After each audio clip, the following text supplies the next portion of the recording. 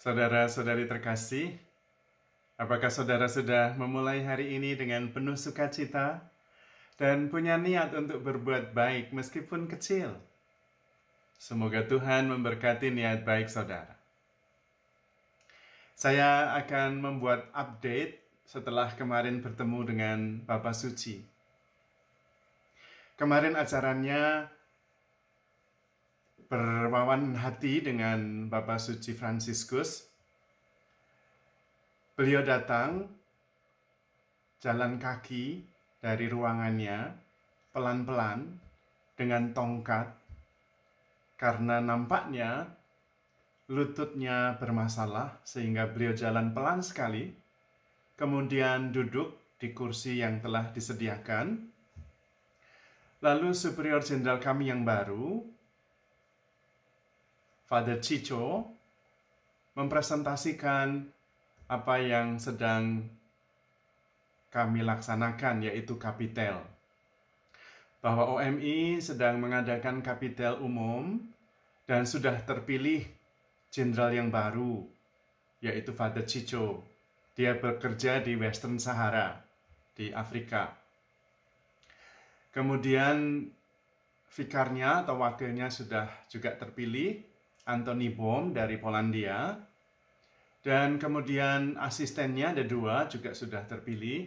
Satu dari Indonesia, Romo Asodo, dan satu dari Afrika, Romo Raymond Mwangala. Sesudah presentasi, disampaikan bahwa kami semua sedang mengadakan kapitel untuk merefleksikan dan merenungkan dengan tema berziarah dalam pengharapan di dalam komunio atau kesatuan. Intinya adalah bahwa kita mencoba merefleksikan hidup kami, hidup kita sebagai OMI, dan bagaimana bisa membawa harapan bersama-sama. Bukan sebagai yang lebih pintar, lebih hebat, atau lebih suci. Tidak. Tetapi berjalan bersama. Bukan juga hanya bersama dengan orang-orang yang percaya kepada Kristus, tetapi kepada semua umat manusia. Bahkan kepada semua ciptaan. Kita perlu bersatu dan berjalan bersama menuju kehidupan yang lebih baik. Menuju kepada iman akan Tuhan yang satu dan sama. Dan kemudian Bapak Suci menggarisbawahi dan meminta kepada kami semua para OMI, para imam dan bruder OMI supaya menjadi missionaries of hope. Menjadi para misionaris pembawa harapan yang berjalan bersama. Tidak merasa lebih suci, tidak merasa lebih baik, tidak merasa lebih pintar, tetapi bersama dengan umat, bersama dengan masyarakat, kita menciptakan dunia baru yang lebih baik, lebih pantas untuk didiami. Hidup yang lebih bahagia, lebih nyaman. Jangan hidup dari pagi sampai malam cuman kerja terus. Dari muda sampai tua, lalu akhirnya bingung, tidak tahu mesti buat apa ketika tidak bisa bekerja lagi. Ada banyak hal yang bisa dikerjakan. Tetapi dalam situasi apapun, dalam keadaan apapun, intinya kami semua diminta oleh Bapak Suci untuk bisa menjadi pembawa harapan. Dan itulah tugas para misionaris, tetapi juga tugas Anda dan kita semua. Sesudah itu kami salaman satu persatu dan mendapatkan rosario. Lalu foto bersama, kami tetap di tempat duduk, Bapak Suci pindah duduk, dan kemudian tukang foto resmi dari Vatikan mengambil foto. Lalu acara selesai. Yang mengesan adalah bahwa Bapak Suci sudah begitu lanjut usia, berjalan pun susah. Tetapi tetap setia, membawa harapan, tetap tersenyum, dan tetap menyemangati kita semua. Kita memang tidak bisa melawan usia, tetapi kita tetap bisa membawa harapan. Kita tetap bisa setia. Kita tetap bisa sadar. Meskipun usia pasti akan menua, tetapi ada yang abadi, yaitu kesadaran kita dan warisan kebaikan yang kita turunkan kepada masyarakat, kepada anak cucu kita. Maka tetap ada harapan.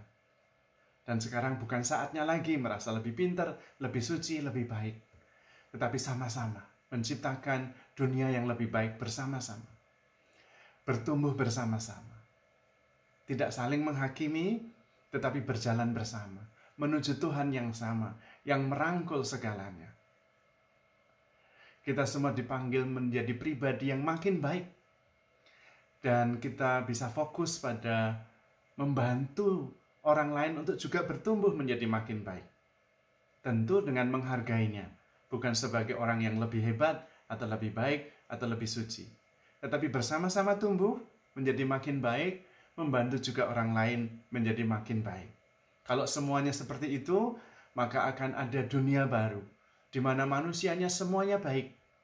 Tidak saling membenci, tidak saling menghakimi, tetapi tumbuh bersama. Dan itu kita bisa. Karena kita mempunyai modal yang berasal dari Tuhan sendiri.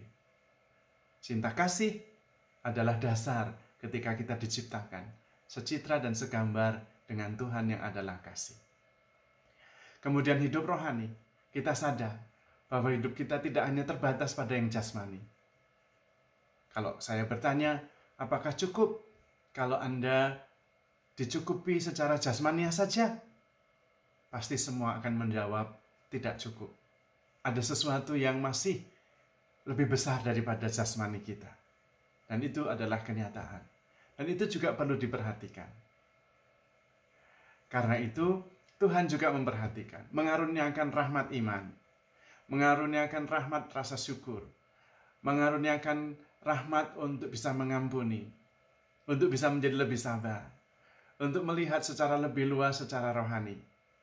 Hanya mungkin kita perlu saling mengingatkan untuk lebih memperhatikan secara seimbang, baik yang jasmani maupun yang rohani. Baik yang di dunia ini maupun sesudahnya. Kalau kita yakin dan tahu dan sadar bahwa akal budi kita tidak bisa mengetahui apa yang terjadi besok dan lusa, ya kita merencanakan masa depan jangan berdasarkan akal budi yang tidak tahu. Karena kemudian juga hasilnya tidak tahu, tidak pasti. Maka akal budi dibutuhkan untuk survive. Itu penting sekali untuk menjadi lebih baik, untuk meningkat. Tetapi untuk merencanakan masa depan jangka jauh dibutuhkan iman. Karena akal budi tidak bisa.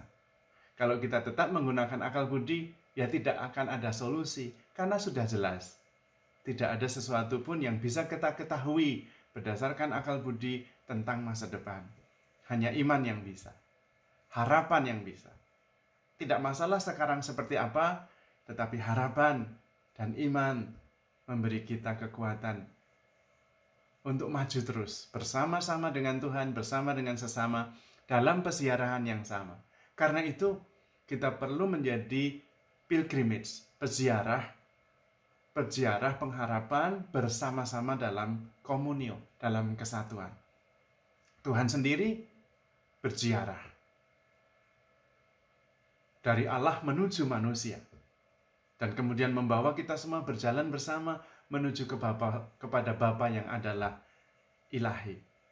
Itu juga adalah peziarahan, pilgrimage. Dan Tuhan Yesus bersama dengan kita dalam komunio, dalam kesatuan.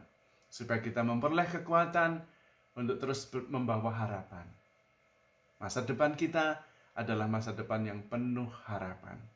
Bukan masa depan yang penuh dengan kekecewaan dan keputusasaan. Karena masa depan kita ada di tangan Tuhan. Maka handle yourself with care.